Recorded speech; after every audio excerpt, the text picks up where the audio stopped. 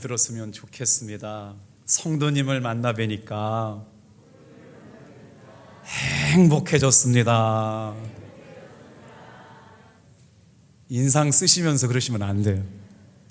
좀 웃으면서 이게 마음에 좀 이렇게 좀 진심을 담아가지고, 코로나가 막 100명씩 나오니까 많이들 못 나오셨어요. 우리 방송으로 보는 성도님들 향해서 같이 한번 외치겠어요.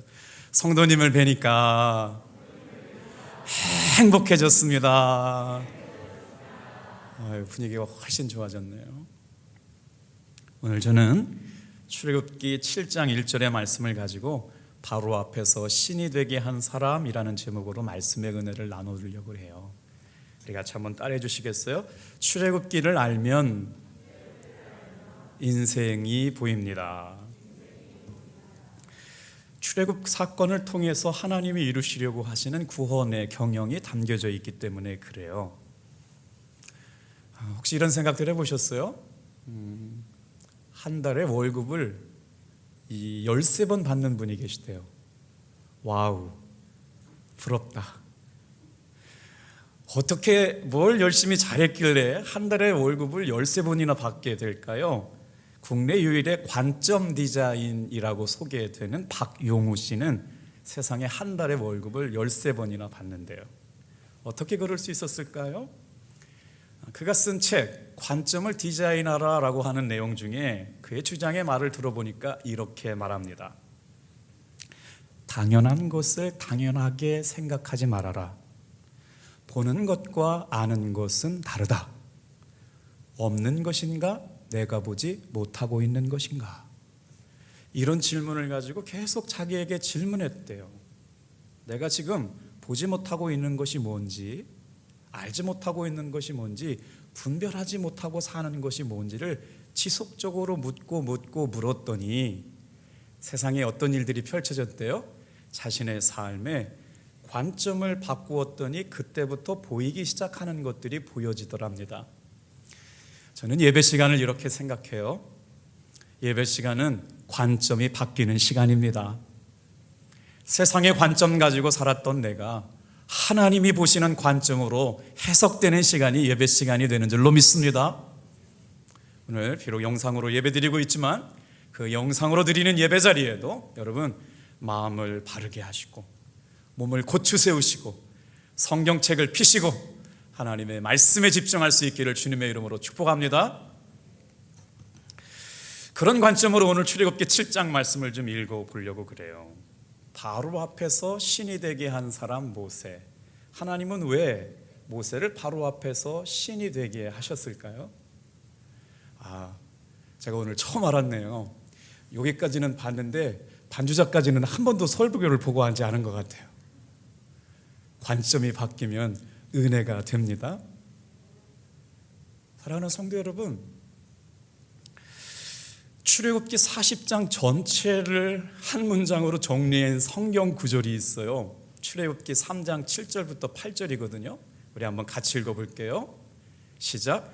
여호와께서 이르시되 내가 애굽에 있는 내 백성의 고통을 분명히 보고 그들의 감독자로 말미암아 부르짖음을 듣고 그 근심을 알고 내가 내려가서 그들을 애굽의 손에서 건져내고 그들을 그 땅에서 인도하여 아름답고 광대한 땅, 족과 꿀이 흐르는 땅, 곧 가나안 족속, 헷 족속, 아모리 족속, 브리스 족속, 히위 족속, 여부스 족속의 지방에 데려가려 하노라.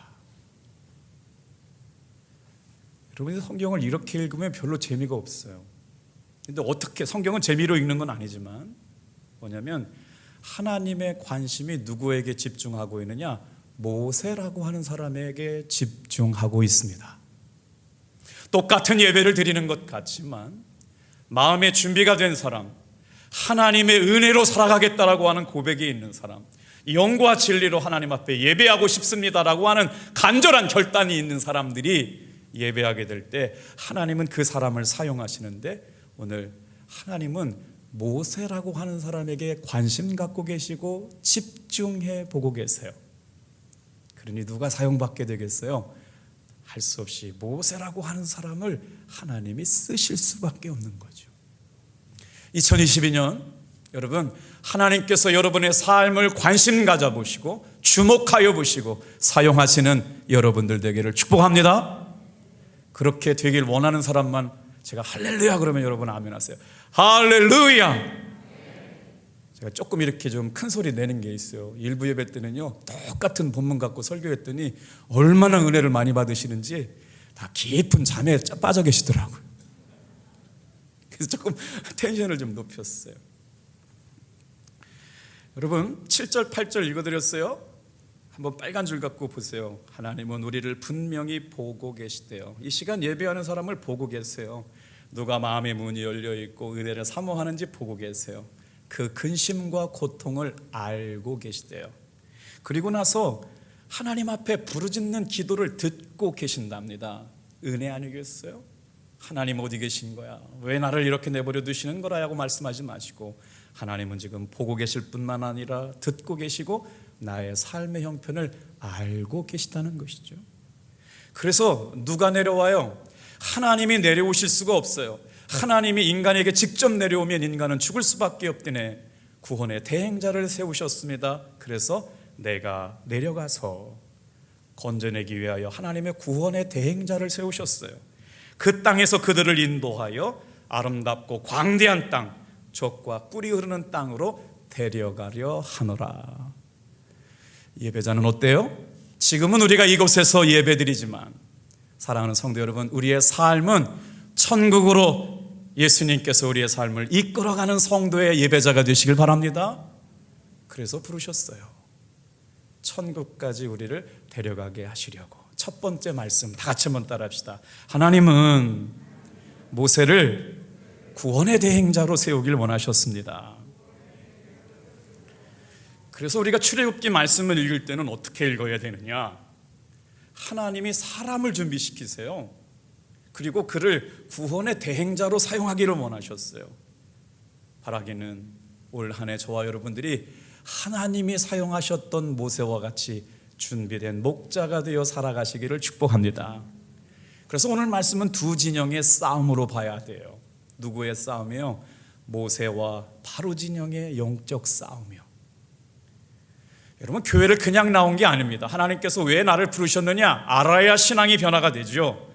하나님께서 목자를 준비시킬 때 어떤 역사가 일어나느냐? 잘 따라해 보세요. 신분의 변화가 옵니다. 어떤 신분일까요? 종인가 제사장인가?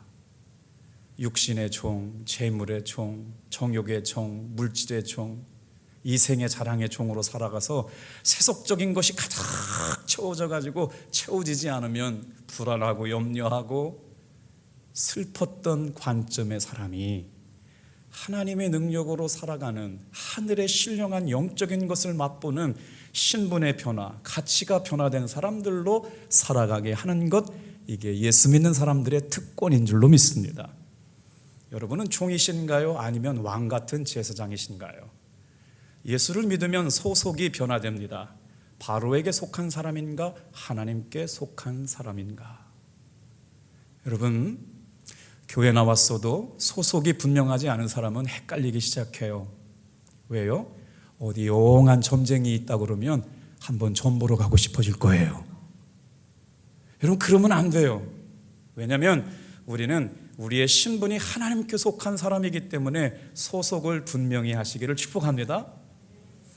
하나님이 부르심이 분명한 사람들은 가치관이 다릅니다. 애굽의 문화를 따라갈 것인가?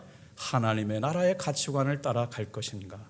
그래서 모세를 구원의 대행자로 세우신 하나님께서는 무엇보다도 모세에게 기대하는 마음이 있으셨어요. 본문의 의미를 조금 더 구체적이고 생생하게 읽으려고 제가 늘 말씀드렸던 유진 피터슨 목사님이 쓰신 메시지 성경으로 한번 읽어볼게요. 하나님께서 모세를 구원의 대행자로 사용하시기 위해서 이렇게 부탁하셨어요. 같이 한번 읽어볼게요. 시작. 모세가 이 메시지를 이스라엘 자손에게 전하였으나 그들은 모진 종살이에 지치고 낙심하여 그의 말을 들으려고 하지 않았다. 그러나 하나님께서 모세에게 말씀하셨다. 이집트 왕 바로에게 가서 이스라엘 자손을 그의 땅에서 내보내라고 말하여라. 모세가 하나님께 대답했다.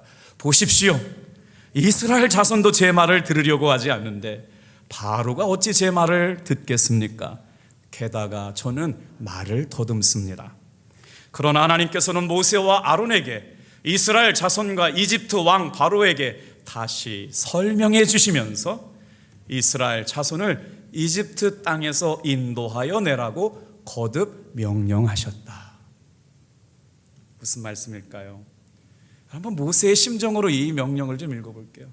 저 못해요. 하나님 다 형편 알잖아요. 내 꼬락서니 봐요. 그거 할 수 있겠나? 내가 어떻게 사는 거 다 알고 계시면서 나한테 이러라고 그러세요? 이게 모세의 감점이에요. 근데 하나님께서 네가 하냐? 내가 하지. 가서 외쳐. 외쳤어요, 하나님. 그런데 그것들이 듣지도 않아요. 덜덜 떨고 있어요. 자신의 삶도 같이 주체하지 못해가지고 낙심하고 절망하고 있는 것들이 하나님 명령 관심도 없어요. 아니야, 그래도 가서 외쳐라, 이거예요. 모세는 자신의 관점에서 못한다고 하고 두려워하고 변명해요. 저는 입술이 둔한 사람입니다. 우리말로 하면 저저저저저저 하나님 저저저요, 말을 더더더더더더듬어요. 이런 사람이 어떻게 가서 위대하신 하나님의 명령을 전해요? 그랬더니 하나님의 관점은 뭐래요?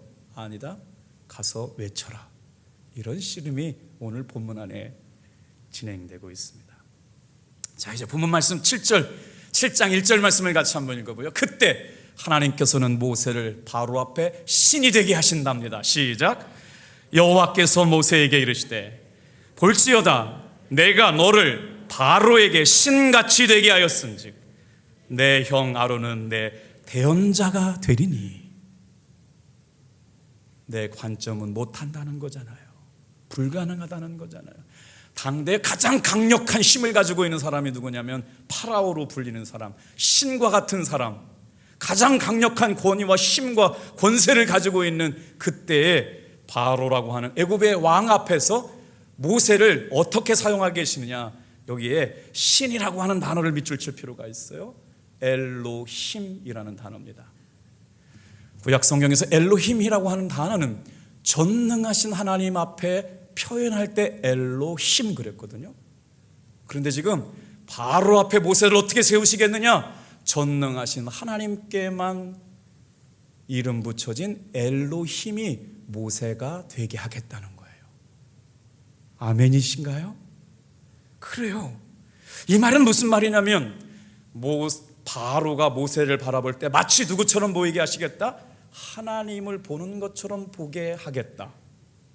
사랑하는 성도 여러분, 오늘 우리가 예수님 믿는 사람들의 힘이 언제 나타납니까? 저 사람의 기도가 응답이 된대. 탑동교회 성도들은 기도가 보통이 아니래. 그들이 함께 기도하면 역사가 일어난대. 찬양하면 놀라운 회복과 치유가 일어난대. 우리의 믿음을 보고 살아계신 하나님의 영광이 드러나기를 축복합니다. 그런 역사를 보여주시겠다는 거예요. 전능하신 하나님이 엘로힘 하시겠다. 신적인 능력과 권세를 보여주셔서 하나님의 일을 맡기십니다. 그런데요, 모세로부터 시작해가지고 이름에 엘자가 붙어있는 사람들을 주목해 볼까요? 여기서 엘자에 주목해 보세요. 하나님의 심부름꾼, 하나님의 명령을 전달하는 천사에게 이름 붙일 때 가브리엘 그랬어요. 미가엘 그랬어요. 하나님의 명령을 가져오는 사람. 오늘 이 시간에도 여러분, 하나님의 은혜가 정말 필요한 사람은 천사가 여러분의 심령에 말씀을 가지고 오게 될 줄로 믿습니다. 그래서 예배 시간에 마음의 문을 활짝 열고 기대를 갖고 있어야 돼요. 무슨 말씀 주실까?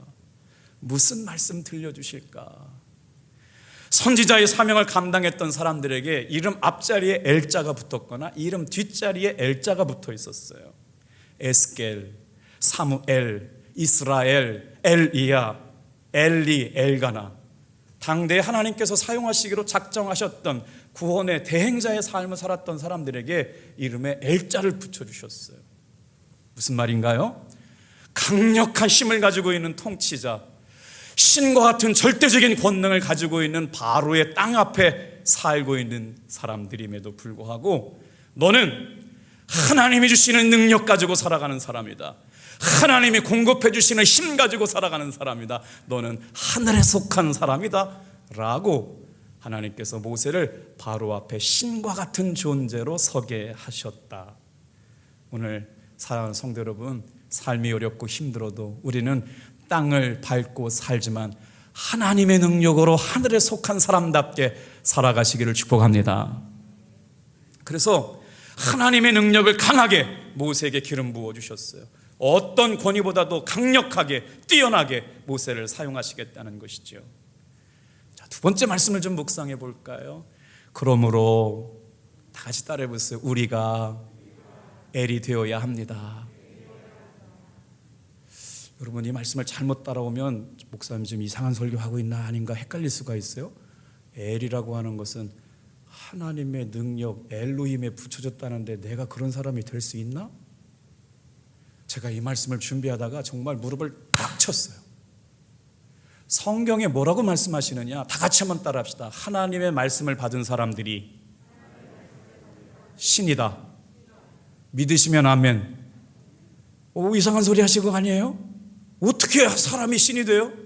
요한복음 10장 34절 35절 성경에 이렇게 말씀하고 있어요. 큰 소리를 읽을게요. 시작. 예수께서 이르시되 내가 너희 율법에 기록된 바 내가 너희를 신이라 하였노라 하지 아니하였느냐? 성경은 피하지 못하나니 크게 합시다. 하나님의 말씀을 받은 사람들을 신이라 하였거든. 여러분, 제가 만들고 지어낸 얘기가 아니라 하나님의 말씀을 받은 사람들이 이 땅에 살아가면서 엘과 같은 사명이 주어졌대요. 바로 앞에 신적 능력을 가지고 살아가게 하신 하나님께서 오늘을 살아가는 우리들에게 바로 말씀을 받은 사람들이 신과 같은 능력을 가지고 살게 하셨답니다. 얼마나 대단한 은혜냐, 얼마나 엄청난 은혜냐. 이 말씀을 저와 여러분들에게 주시려고 오늘 불러주신 줄로 믿습니다. 자, 하나님의 말씀을 받은 사람들이 신이라고 말씀하세요. 그래서 이 말씀을 우리는 어떻게 받아들여야 되느냐? 권사님이 기도했더니 권사님의 삶에 하나님이 보여졌다는 거예요. 집사님이 기도했더니 집사님의 삶에 살아계신 하나님이 보여졌다는 거예요. 찬양했더니 악한 영이 그 시간에 떠나갔다는 거예요. 하나님이 보여지게 만든 사람, 하나님의 구원의 대행자, 기도하면 기도가 응답되는 삶을 통해서 다 같이 한번 따라합시다. 우리를 하나님의 얼굴처럼 사용하시겠다. 저 사람 보니까 하나님 살아계신 게 맞네. 저 사람 보니까 하나님 역사하시는 게 맞네. 이야, 탑동교회 성도들 대단하다. 이야, 저 교회는 역사가 일어나는구나.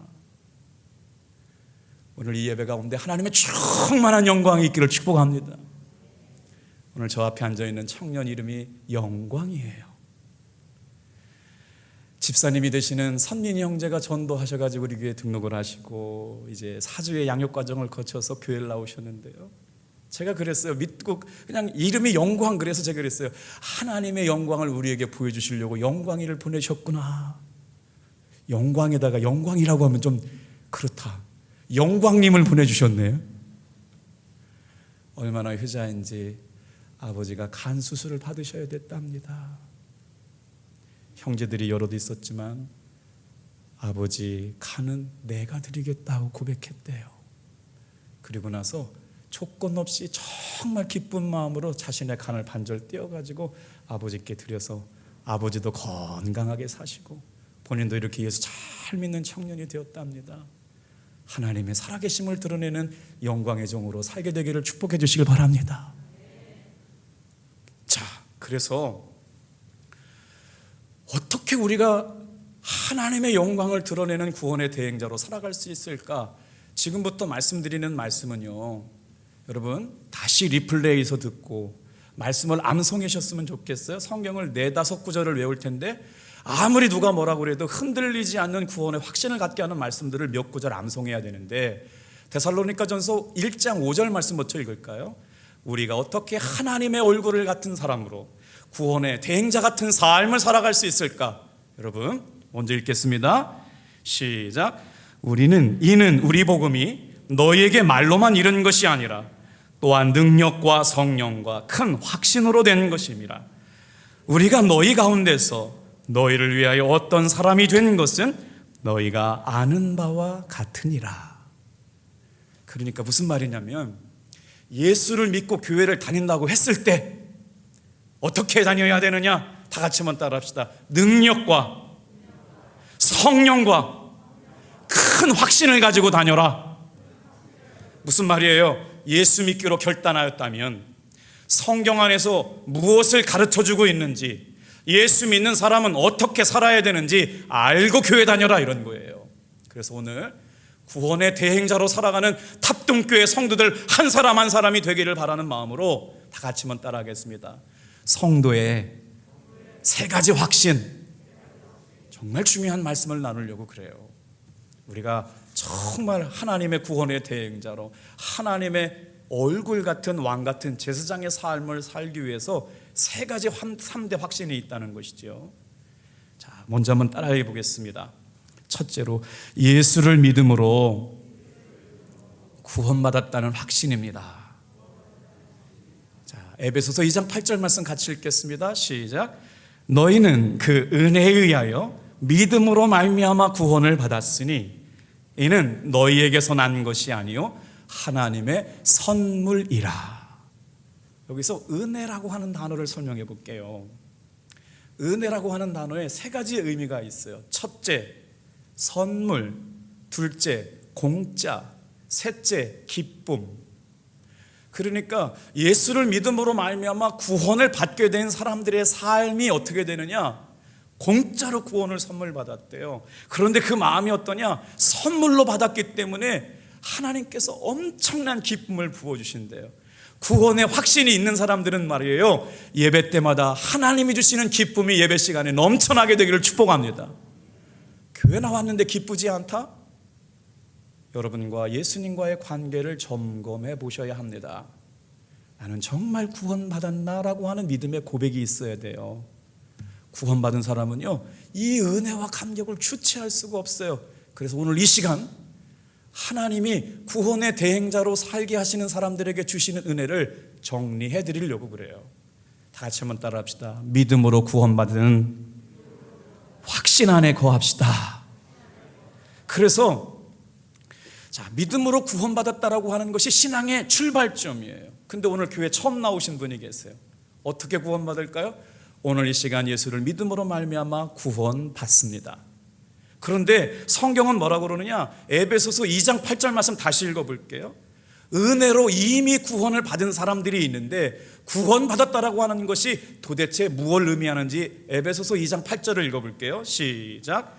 너희는 그 은혜에 의하여 믿음으로 말미암아 구원을 받았으니 이것은 너희에게서 난 것이 아니요 하나님의 선물이니라.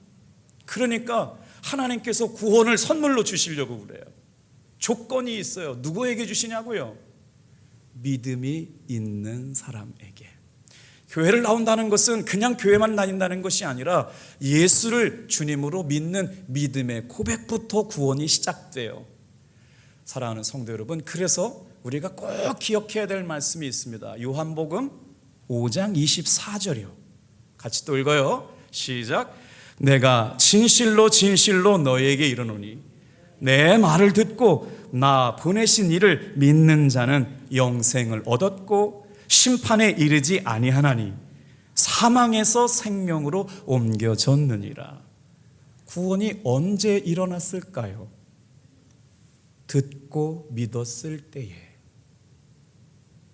여러분이 구원받았느냐 못 받았느냐 성도의 3대 뚜렷한 확신의 고백을 가져야 되는데 이렇게 지식이 없다 보니까 헷갈리게 되는 것인데, 다 같이 따라합시다. 구원은 듣고 믿었을 때에 이미 허락해 주셨다. 이것을 뭐라고 그러냐? 구원의 과거 시제라고 말해요. 그러면 언제 구원이 임하느냐? 지금 오늘 이 시간 교회 처음 나오셨지만 예수를 믿음으로 말미암아 나는 죄 사함 받게 됩니다. 나에게 생명이 들어옵니다. 성경에 뭐라고 말씀하시냐 따라하세요. 믿는 자는 영생을 얻었고 심판에 이르지 아니하리라. 구원의 미래 시제. 사람에게 정하여 있는 것이 한 가지 있습니다. 죽으면 심판을 받게 된다는 것이죠. 천국과 지옥의 갈림길에 서게 되는데, 영생을 소유한 사람, 예수의 생명이 있는 사람은 지옥까지 않게 된다는 거예요. 바로 심판에 이르지 않고 천국에 직행하게 될 줄로 믿습니다. 오늘 이 시간에 사실은 한 달 전에 설교를 준비했는데 오늘 새로 나오신 교우가 있어요. 구원의 확신이 얼마나 뚜렷한지 아십니까? 저와 여러분은 하나님 나라에 우리의 이름이 생명책에 기록된 줄로 믿습니다. 오늘 오시게 해서 등록하면 등록카드가 있죠. 교회 교적에 이름이 올려지지만 하나님 나라에 구원받은 성도들의 이름을 기록해 놓는 책, 그 이름이 바로 생명책이라고 하는 거예요. 생명책에 오늘 믿을 때 기록될 줄로 믿습니다. 그래요. 듣고 믿었을 때 이미 구원을 주셨대요. 믿으면 어떻게 된대요? 다 같이 한번 따라합시다. 믿는 자는 영생을 얻었고 심판에 이르지 아니하나니 사망에서 생명으로 옮겨졌느니라. 아, 그렇구나. 예수님을 구주로 영접한 사람에게는 지금 구원이 임하는구나. 구원이 임했을 때는 어떤 역사가 일어나느냐? 죄와 사망에서 건진받았구나. 이미 주셨구나. 심판에 이르지 않고 사망에서 생명으로 옮겼구나.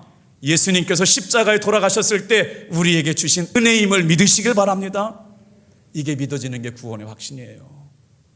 그랬을 때 하나님께서 어떤 은혜를 주시느냐? 다 같이 한번 따라해 보세요. 두 번째 확신, 임마누엘의 확신이에요. 마태복음 28장 20절, 성경의 신약성경 마태복음 28장으로 끝나는데 예수님께서 어떻게 우리에게 말씀하셨느냐? 우리 한번 같이 읽어볼게요. 두 번째 확신이 있어요. 구원의 확신이 흔들리지 않아요. 같이 읽어요. 시작.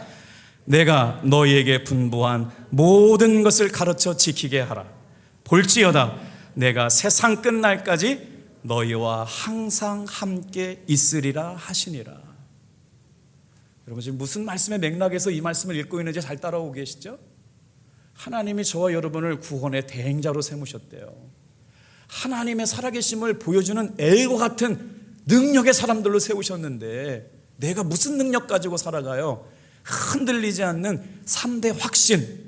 하나님이 나와 어떻게 관계가 맺어졌고 내가 어떤 신분인 것을 깨달아야만 하나님의 사람들로 살아가기에 부족함이 없기에 오늘 이 시간 하나님의 구원의 역사를 써가는 구원의 대행자로 살아가려면 구원의 확신이 있어야 되고 임마누엘의 확신이 있어야 되는데, 오늘 내가 너에게 분부한 모든 것을 가르쳐 지키고 나면 내가 세상 끝날까지, 같이 따라합시다. 너희와 항상 함께 있으리라. 실패했어도, 넘어졌어도, 좌절했어도, 죽을 고비에서 넘어짐의 골짜기를 지나도, 눈물의 골짜기를 지나도, 사망의 음침한 골짜기를 지나도 세상 끝날까지 하나님께서 나와 함께 계시겠다고 말씀하고 계시는 것이 예수님을 우리에게 주신 이유요, 성령님을 우리에게 주신 이유인 줄로 믿습니다. 이 고백이 흔들리면 여러분 교회만 다니는 성도 되는 거예요. 구원의 확신을 가지고 구원의 대행자의 역할을 감당해낼 수 있는 사명의 길, 하나님의 살아계심을 보여줄 수 있는 사람, 하나님의 구원 같은 제사장 같은 삶을 살고 하나님의 살아계심을 얼굴처럼 드러내는 사람, 여러분의 삶이 되길 축복합니다. 자, 한 번째 더 이제 나가볼게요. 다 같이 한번 따라해 보세요. 기도의 응답의 확신. 그러니까 성도가 하나님의 구원의 대행자의 삶, 엘의 삶을 살기 위해서는 구원의 확신이 있어야 하고 임마누엘의 확신이 있어야 되고, 그 다음 뭐예요? 기도 응답의 확신이 있는 사람이 뭐라고 고백할 수 있다? 하나님이 나 구원하신 건 맞네. 자, 요한복음 14장 12절 말씀 같이 읽어요. 왜 기도 응답의 확신이 구원과 연결되는지를 알려주시는 말씀이에요. 시작. 내가 진실로 진실로 너에게 이르노니 나를 믿는 자는 내가 하는 일을 그도 할 것이요 또한 그보다 더 큰 일을 하리니 이는 내가 아버지께로 감이라. 너희가 내 이름으로 무엇을 구하든지 내가 시행하리니 이는 아버지로 하여금 아들로 말미암아 영광을 받으시게 하려 함이라. 다 같이 읽겠습니다. 시작. 내 이름으로 무엇이든지 내게 구하면 내가 행하리라. 예수님께서 지금 뭐라고 말씀하시냐면 구원의 확신, 성도의 3대 확신, 구원의 확신, 임마누엘의 확신, 기도응답의 확신. 왜 기도응답의 확신이 구원과 연결되느냐? 다 같이 한번 따라해 볼까요? 내 기도가 응답되면 하나님이 영광 받으신다. 얼마나 멋진 말씀이에요. 내 기도가 응답되는 것을 통해서 아들의 기도를 통해 하나님께서 영광 받으시는 게 기도의 응답이래요. 2월 한 달 여러분 기도하시기를 힘써 보시기를 축복합니다. 요즘 청년부에 이상한 역사가 일어났어요. 이게요, 청년부들이 새벽 기도를 나오기 시작하거든요. 전도 나간다고 좀 모여서 기도하기 시작하거든요. 정말 설명되지 않는 일이 일어나고 있어요. 매주마다 새 성도가 와요. 할렐루야. 사랑하는 성도 여러분, 기도 응답이 하나님께 영광이 돌린대요. 예수님의 이름으로 기도가 이루어지는 것이 하나님 앞에 영광 받으시는 일이래요. 답동교회 성도 여러분, 내가 세상에서 무슨 능력으로 구원의 대행자가 돼요? 저와 여러분의 기도가 응답이 되어서 살아계신 하나님의 얼굴을 드러내는 여러분 되길 축복합니다. 멋진 말씀 아닌가요? 어제 2시에 방두성 목사님께 전화가 왔어요. 김 목사님, 사모님하고 잠깐 아디스 브라운으로 조금 오실 수 있어요. 그래서 아주 사전에 연락이 없었기 때문에 무슨 일인가 갔더니 제 아내 고영강 사모가 초등학교 4학년 때 아버님께서 돌아가셨어요. 그래서 서울에서 신앙생활할 때 답심리라고 하는 곳에 경안감리교회를 다니게 되면서 구원의 은혜를 깨닫고 채울 수 없었던 아버지의 따뜻한 사랑과 은혜를 박기종 목사님, 담임 목사님을 통해서 배워서 그 목사님이 제 아내를 마치 딸처럼 이렇게 예뻐해 주셨거든요.